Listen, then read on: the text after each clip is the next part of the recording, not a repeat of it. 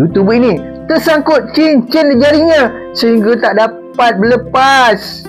Bukan cincin murah-murah yang dijual di tepi jalan, tapi cincin yang harganya beribu ringgit yang mempunyai pelbagai fungsi untuk kesihatan. Itu yang dialami oleh Daniel Rota, YouTuber Zone of Tech, di mana channelnya mempunyai 1.6 juta subscriber. Daniel berkongsi pengalamannya di laman X.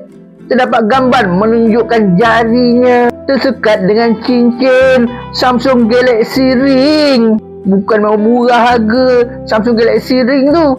Boleh tengok harga ni. Ni harga dia.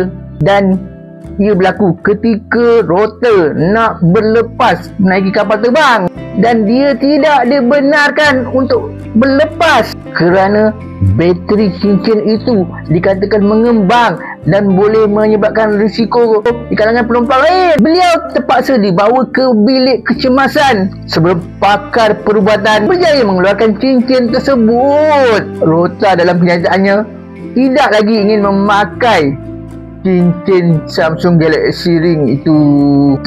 Adakah yang nak pakai Samsung Galaxy Ring yang boleh tengok pelbagai fungsi kesihatan tu? Hati-hati kalau jadi macam YouTuber tu, nangis tak berlagu nanti.